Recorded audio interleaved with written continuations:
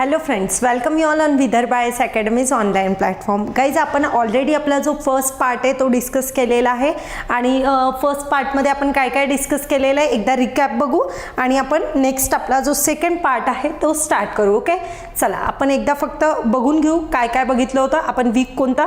19 June to 25 जूनचं current affair discuss करत आहोत. Yes, waste सेती प्रोजेक्ट बघितला होता. देन नेक्स्ट आपण सोवेरिंग गोल्ड बॉन्ड पण बघितले, ॲस्पिरेशनल डिस्ट्रिक्ट प्रोग्राम बघितला, रिन्युएबल एनर्जी रिलेटेड एक रिपोर्ट आलाय तो बघितला, देन बांबू रिलेटेड बघितलं, देन 12th मिनिस्टर कॉन्फरन्स झाली ती एक बघितली, देन UNSCचा एक रिपोर्ट बघितला होता. येस, सिंगल यूज प्लास्टिक बघितला. आता आपला नेक्स्ट टॉपिक आहे समर सॉलिस्टाईस. ओके, बघा तर आता इथे एक्झॅक्टली तुम्ही हा जॉग्रफीमध्ये फिनॉमिना शिकलेले असतील. आता हे कसं आहे की बघा, आता इथं तुम्हाला माहित असेल की आपली अर्थ जी आहे ही कशी आहे, एक टिल्टेड आहे. अर्थ टिल्टेड असल्यामुळं की नाही हा जो फॉर्म्युला आहे किंवा हा जो बेसिकली जो फॉर्मॅट तयार होतो हा कशामुळं, कारण अर्थ ही काय टिल्टेड वेनी आहे. म्हणजे बघा, अर्थ टिल्टेड पण आहे आणि सोबत काय होती, रोटेट पण होती. म्हणजे बघा की आता इकडं तुम्हाला पोर्शन दिसत असेल तर इकडचा पोर्शन बघा पूर्ण अंधारात चाललाय आणि इकडे बघा हा पोर्शन बघा इकडचा पूर्ण पोर्शन कसा लाईटमध्ये येतोय आणि या पॉईंटला काय होतंय, या पॉईंटला सनरेज दोन्ही साईडनी कसे होतात, ते दोन्ही साईडनी इक्वल वेनी काय होत आहे, इक्वल वेनी जो बेसिकली इक्वेटर आहे त्याच्यावर इक्वल अमाऊंट ऑफ सनरेज इथं काय होते, ट्रान्सफर होते.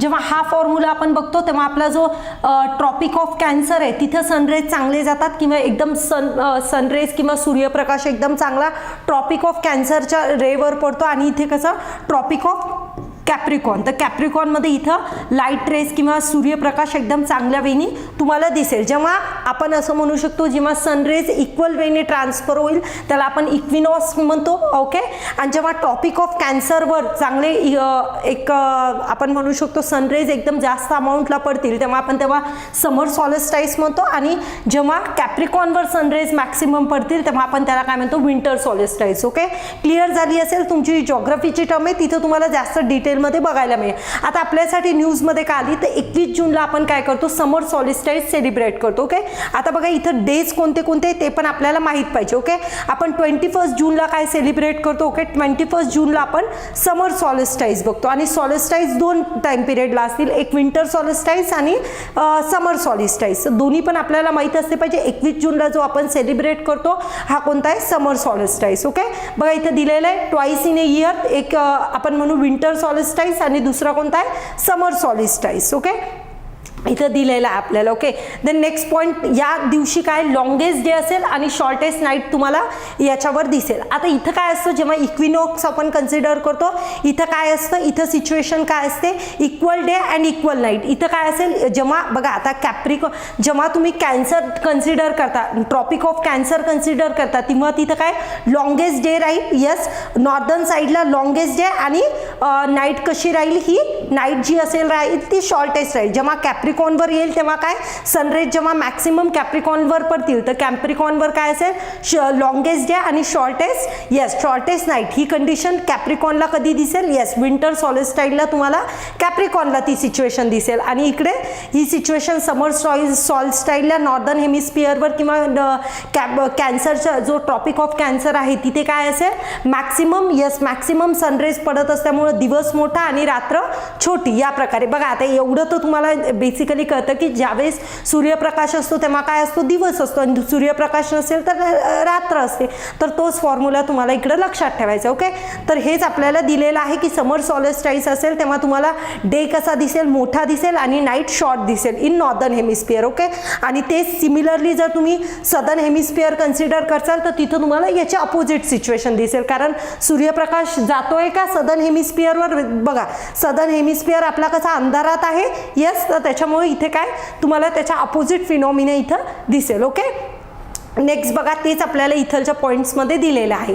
पण 21 जूनला आपण कशासाठी सेलिब्रेट करतो एवढं लक्षात ठेवा. त्याला आपण समर सॉलिस्टाईस म्हणून सेलिब्रेट करतो. नेक्स्ट बघा, चंबल सँच्युरी न्यूजमध्ये आलेली. चंबल सँच्युरी कशासाठी न्यूजमध्ये आली, आता चंबल व्हॅली कशासाठी प्रेझेंट आहे तुम्हाला माहीत असला पाहिजे. यस, कशासाठी, घारियलच्या पॉप्युलेशनसाठी फेमस आहे. आणि आपण लास्ट वीकचं जे करंट अफेअर डिस्कस केलं होतं तेव्हा आपण घारियल बघितलं होतं. घारियलचं सध्याचं स्टेटस काय, IUCN स्टेटस ते पण पण आपण बघितलं होतं, कोणतं आहे, क्रिटिकली एंडेंजर्ड. अजून सॉल्ट वॉटर, कारण आपण कशाच्या निमित्ताने हे डिस्कस केलं होतं, आपण तिथं क्रोकोडाईल डे सेलिब्रेट करत होतो, त्यावेळेस आपण घारियल झालं, सॉल्ट वॉटर क्रोकोडाईल किंवा मगर यांच्या स्पीसीजचं आपण स्टेटस बघितलं होतं. मगरचं स्पीसीजचं स्टेटस काय आहे, चला कमेंट सेक्शनमध्ये तुम्हाला लास्ट याला आपलं झालेलं आहे ते तुम्हाला कमेंट सेक्शनमध्ये सांगायचे की मगरचं IUCN स्टेटस काय आणि सॉल्ट वॉटर क्रोकोडाईलचं स्टेटस काय. बघा तुमच्यासाठी हा जो व्हिडिओ आहे एक खूप जास्त इम्पॉर्टंट जे पॉईंट्स आहेत मी इन डिटेल डिस्कस करत आहे. सो तुम्ही पण मी जे पॉईंट सांगते त्याला कीप रिवायझिंग इट, आणि जे पण फॅक्ट्स वगैरे आपल्याला दिसतात ते मी काही एक्स्ट्रा ऑन सांगते तर ते पण तुमच्या बुक्समध्ये नोट डाऊन करून ठेवा.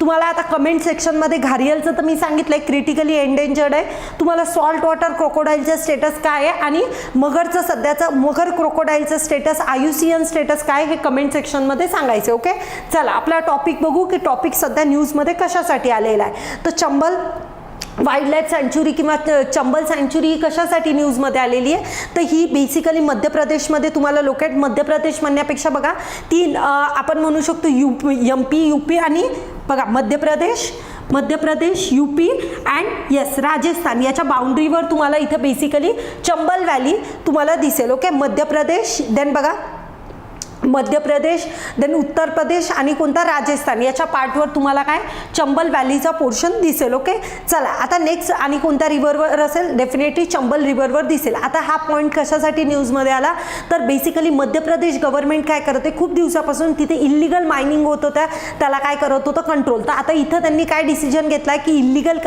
म्हणजे मायनिंग ज्या तिथे इल्लिगल वेनी होत आहे त्याला काय करून टाकलं, लिगल वेनी त्याला अप्रुव्हल देऊन दिलं. म्हणजे काही हेक्टर ऑफ लँड, जवळपास 290 हेक्टर ऑफ लँड्समध्ये त्यांनी मायनिंग करणं अलाउ करून दिलं. त्यामुळे सध्या ही सँच्युरी जी आहे वाईल्ड लाईफ सँच्युरी सध्या न्यूजमध्ये आली. ओके, आणि ती कुठं लोकेटेड आहे तर तीन ज्या स्टेट्स आहेत त्याच्या बाउंड्रीवर तुम्हाला दिसेल MP UP अँड राजस्थान. तर तिन्ही सँच्युरीज आपल्याला लक्षात असल्या पाहिजे. देन ट्राय पॉईंटवर तुम्हाला दिसेल. आणि नेक्स्ट की ही चंबल व्हॅली कशासाठी फेमस आहे तर बघा इम्पॉर्टंट बर्ड एरिया आहे आणि डेफिनेटली इम्पॉर्टंट बर्ड एरिया आणि प्रपोज कशासाठी केलेली आहे, रामसर साईट, पण अजून त्याला रामसर साईटचा दर्जा मिळणं बाकी आहे, पण बर्ड सँच्युरी, फेमस बर्ड सँच्युरी आपण त्याला म्हणू शकतो. नेक्स्ट पॉईंट आपल्यासाठी काय इम्पॉर्टंट आहे तर तुम्हाला इथं घारियलचे पॉप्युलेशन चंबल व्हॅलीमध्ये एक म्हणजे चांगल्या अमाऊंट ऑफ पॉप्युलेशन तुम्हाला इथं घारियलची दिसेल. तर त्या रिगार्डिंग आपल्याला माहीत असलं पाहिजे कोणत्या रिव्हरवर आहे, डेफिनेटली चंबल रिव्हरवर आहे.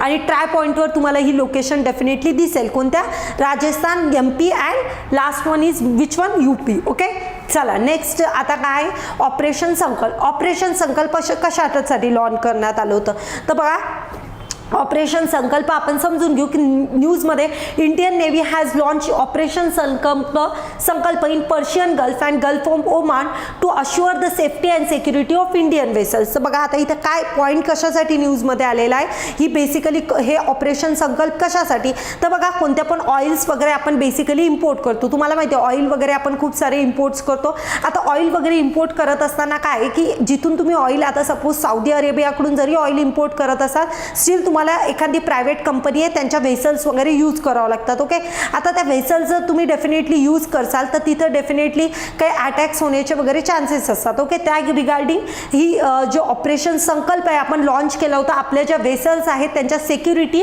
आणि सेफ्टीसाठी आपण बेसिकली हे मिशन्स लॉन्च केलं आहे. ऑपरेशन संकल्प हे बेसिकली गल्फ ऑफ ओमानचा पर्शियन गल्फ, आता इथं Persian Gulf and Gulf of Oman इथून बेसिकली रूट तयार होतो आणि इथून आपल्या आता बघा सौदी अरेबियाकडून असं येऊन आपल्या इंडियाच्या लोकेशननी ते काय होतं, कोणते पण वेसल जात असतात, तर त्याच्या सेफ्टी आणि सिक्युरिटीसाठी आपण बेसिकली ऑपरेशन संकल्प लॉन्च केलं होतं. कधी जून 2019ला इंडियन नेव्हीचा हा बेसिकली प्रोग्राम होता. त्याच्यामध्ये maritime security operation Sankalp in the gulf region to ensure the safe passage of Indian flag vessels. आपल्या ज्या जहाज आहेत किंवा आपल्या येणाऱ्या ज्या शिप्स आहेत त्या प्रॉपरली विदाऊट एनी अटॅक किंवा आपण म्हणू शकतो की सेफली सेक्युलरली आपल्याला जे डेस्टिनेशन्स आहेत त्याच्यापर्यंत पोहोचवण्यासाठी मदत करण्यासाठी आपण ऑपरेशन संकल्प लॉन्च केलं होतं. तर पर्शियन गल्फची लोकेशन आणि गल्फ ऑफ ओमन हे दोन्ही तुम्हाला माहीत असले पाहिजे. आता तुम्हाला सध्याचं तुम्हाला कमेंट सेक्शनमध्ये पर्शियन गल्फ आणि operation Persian Gulf and Gulf of ओमन याच्या ज्या बाउंड्रिंग कंट्रीज आहेत त्याचे लोकेशन तिथं काय आहे, ज्या बाउंड्रिंग कंट्रीज आहेत त्या तिथं मेन्शन करायच्या. It's again very important news. Okay, आणि ही जी लोकेशन आहे दिसत असेल स्टेट ऑफ होमरूज, ही बेसिकली या दोघांना काय करत आहे, कनेक्ट करत आहे. चला, या कंट्रीजच्या ज्या बाउंड्रिंग कंट्रीज आहेत त्या तुम्ही कमेंट बॉक्समध्ये मेन्शन करणार. नेक्स्ट बघा, नेक्स्ट आपला टॉपिक कशासाठी न्यूजमध्ये आलेला आहे, तर it's again in a news due to the refugee day. Okay, refugee जे आहेत बेसिकली आपण म्हणू शकतो फोर्स डिस्प्लेसमेंट किंवा मायग्रेशन, या रिगार्डिंग हे न्यूजमध्ये आलं आहे की लोक बेसिकली फोर्सफुली काय केल्या जातात, एका जागेपासून दुसऱ्या जागे फोर्सफुली म्हणू शकतो किंवा क्लायमेट रिलेटेड म्हणू शकतो किंवा पॉलिटिकल सिच्युएशन्स वाईज म्हणू शकतो, ते काय करतात बेसिकली एका जागून दुसऱ्या जागी डिस्प्लेसमेंट करतात. नाव काय, न्यूजचं नाव काय बघा, global trends report on the force displacement 2021चा रिपोर्ट रिलीज झाला. याच्यात काय सांगितले, recently 2022 annual global trend report was publish by United Nation high commissioner for the refugees यांनी एक रिपोर्ट पब्लिश केला. Okay, UNHCR. ओके, नाव लक्षात ठेवू शकता. 20 जूनला आपण काय सेलिब्रेट करतो, वर्ल्ड रेफ्युजी डे सेलिब्रेट करतो. त्या रिगार्डिंग ही न्यूज कशामध्ये, न्यूजमध्ये आलेली होती. बघा आता इथे काय थीम काय यावर्षीची, whoever, whatever, whenever, everyone has got right to seek a safety. प्रत्येकाला म्हणजे कोणी पण, whoever, कोणी पण असो, whatever, whenever, प्रत्येकाला काय राईट टू सीक सेफ्टी, त्याला सेफ्टी असणं नेसेसरी आहे. ही यावर्षीची 2022ची थीम ठेवण्यात आली आहे. डे कधी आहे तो पण लक्षात ठेवा. रेफ्युजी डे कधी सेलिब्रेट करतो, 20 जूनला. तुम्हाला सध्या माहिती आहे की refugees crisis is like that, की सध्या रोहिंग्याचा इश्यू असो, वेगवेगळ्या कम्युनिटी, अफगाणिस्तानचा इश्यू असो, इट्स अगेन रेफ्युजी एक one of the hot topic सध्याच आहे. त्यामुळे आपल्याला या डिटेल्स माहीत असल्या पाहिजे.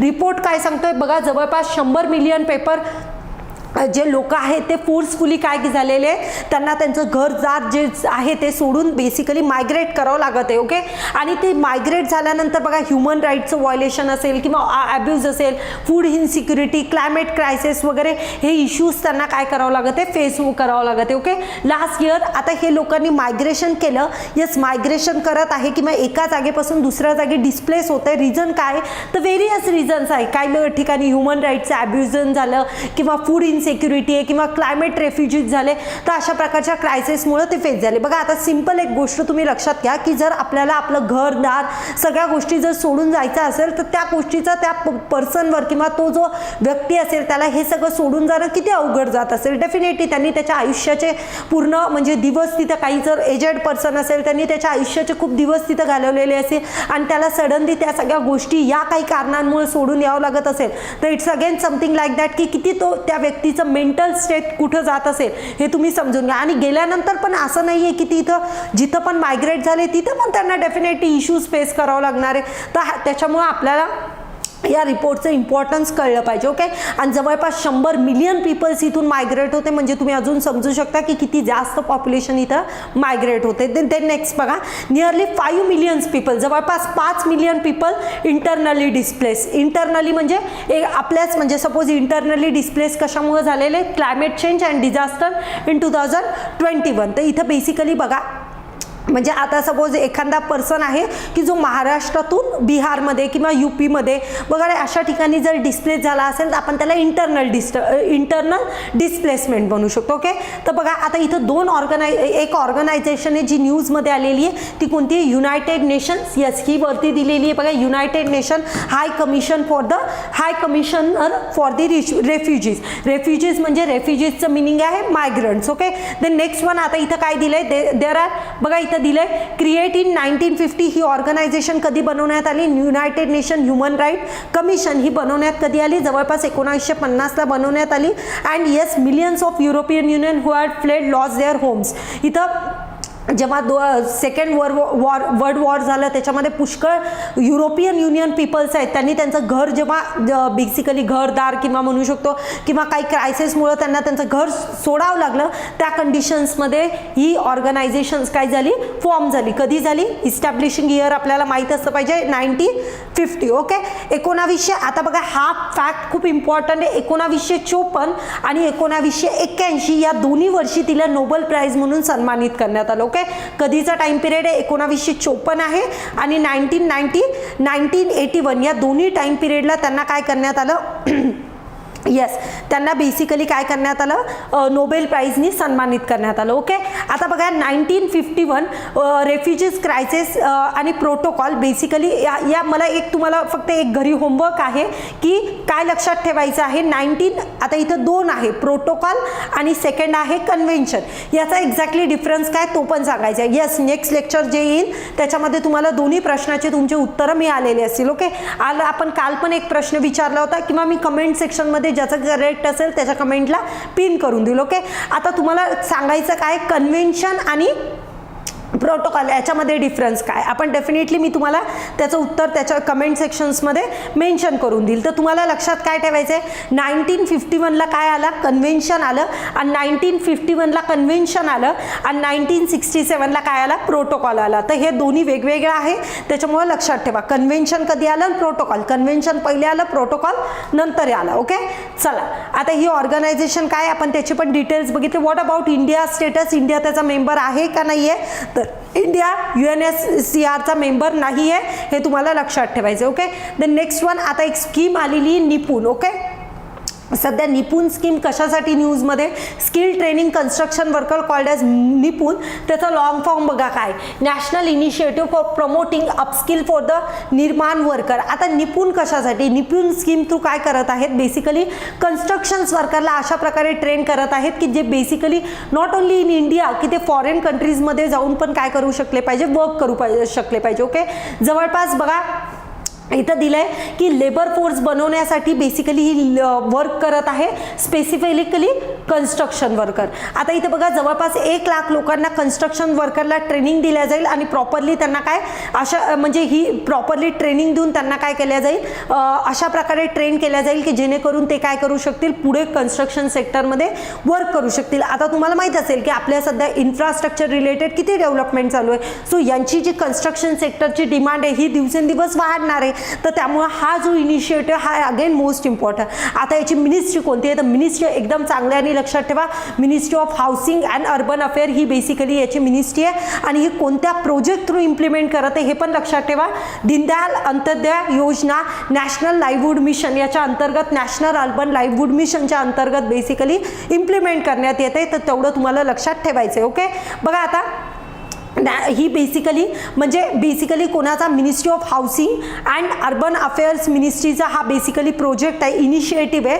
आणि कोणत्या, हा जो आपला दीनदयाल अंत्योदय योजना नॅशनल अर्बन लाईव्हवूड मिशनच्या अंतर्गत त्याला काय करत आहे, बेसिकली इम्प्लिमेंट करत आहे. नंतर ही पण आपली ऑर्गनायझेशन एक न्यूजमध्ये होती, कोणती, नॅशनल स्किल डेव्हलपमेंट. ही बेसिकली ही काय करणार आहे, बेसिकली कशासाठी वर्क करत आहे, या लोकांना बेसिकली काय करायचे, स्किल्स प्रोव्हाइड करायचे. कुणाला स्किल्स प्रोव्हाइड करायचे, येस, हे जे लोक आहेत कन्स्ट्रक्शन्स वर्करला बेसिकली आपल्याला ट्रेन करायचे, त्यासाठी आपली स्किल डेव्हलपमेंट मिनिस्ट्री पण याच्यामध्ये न्यूजमध्ये येईल. ओके, चला नेक्स्ट पॉईंट आहे क्रिटिकल इन्फॉर्मेशन इन्फ्रास्ट्रक्चर. बघा आता हे क्रिटिकल इन्फॉर्मेशन इन्फ्रास्ट्रक्चर रिलेटेड का न्यूजमध्ये आलं, तर बघा रिसेंटली ही आपली जी मिनिस्ट्री आहे, ministry of electronics and information technology, यांनी resources ICICI bank, HDFC bank असेल किंवा NPCI कॉपरेशन्स केलं त्यांच्यासोबत क्रिटिकल इन्फॉर्मेशन इन्फ्रास्ट्रक्चर. तर बघा आपल्यासाठी क्रिटिकल इन्फॉर्मेशन इन्फ्रास्ट्रक्चर इतकं इम्पॉर्टंट आहे, किती इम्पॉर्टंट आहे ते मी तुम्हाला आता लगेच सांगते. बघा हा इन्सिडन्स तुम्ही वाचा, काय दिलेलं आहे, इन ऑक्टोबर 2020 पॅन्डेमिकच्या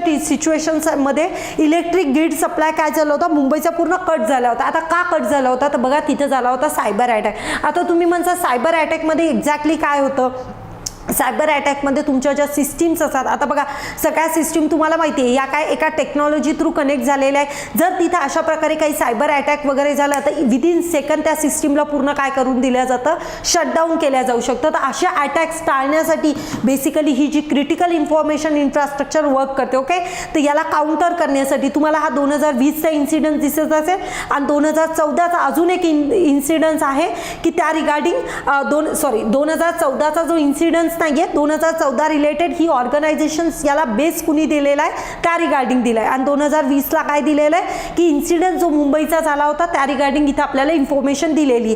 ही जी एक क्रिटिकल इन्फॉर्मेशन इन्फ्रास्ट्रक्चर आहे हे कोणत्या ऍक्ट थ्रू आपण गव्हर्न करतो, तर आपल्याकडे एक ऍक्ट आहे इन्फॉर्मेशन टेक्नॉलॉजी ऍक्ट 2000 याच्या थ्रू आपण क्रिटिकल इन्फॉर्मेशन टेक्नॉलॉजी किंवा इन्फ्रास्ट्रक्चरला काय करत आहे, बेसिकली कम्युनिकेट किंवा याला बेसिकली डिस्ट्रक्शन होण्यापासून पासून किंवा याला प्रोटेक्ट करण्यासाठी बेसिकली वर्क करत आहोत. क्लिअर आहे. आता याच्या थ्रू म्हणजे याचं मिनिंग काय की सिंपल आहे, कोणताही सायबर अटॅक होण्याच्या पहिले ही ऑर्गनायझेशन होऊ नाही म्हणून ही बेसिकली ऑर्गनायझेशन काय करत आहे, वर्क करत आहे.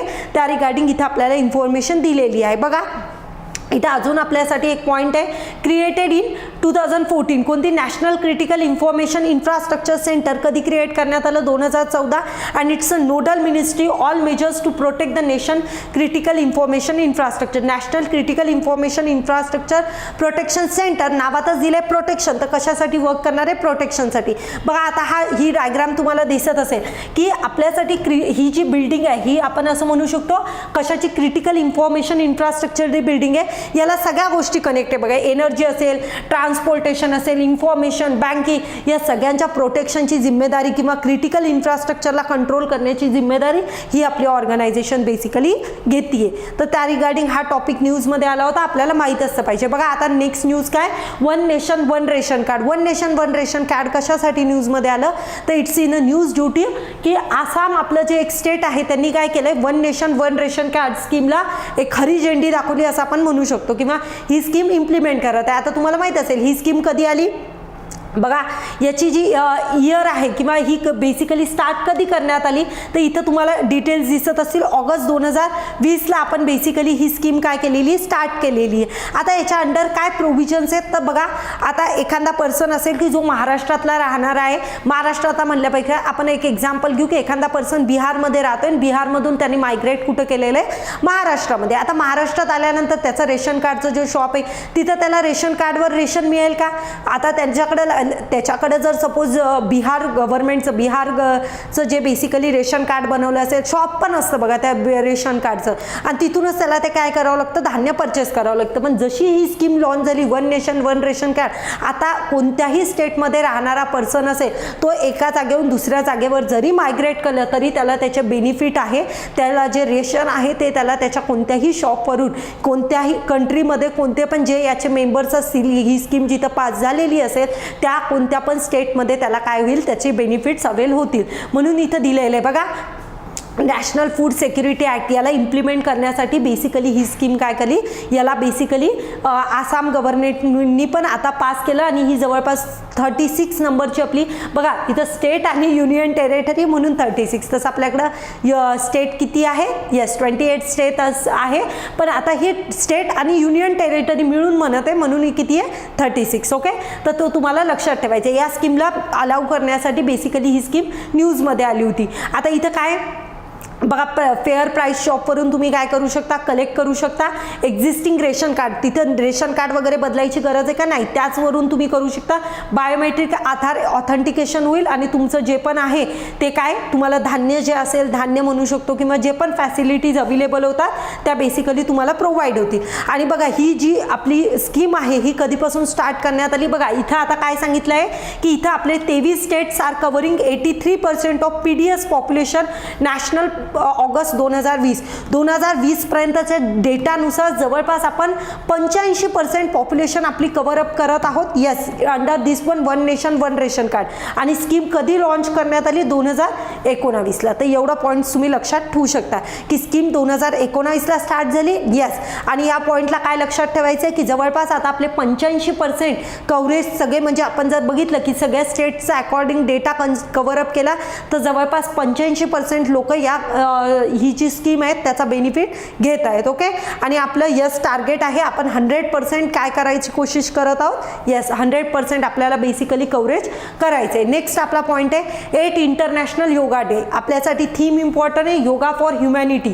थीम विसरू नका, दिवस कोणता आहे तो पण विसरू नका. आपण आता समर सॉलिस्टाईज डिस्कस केला, 21 जूनला सेलिब्रेट करतो. Yes, international yoga day.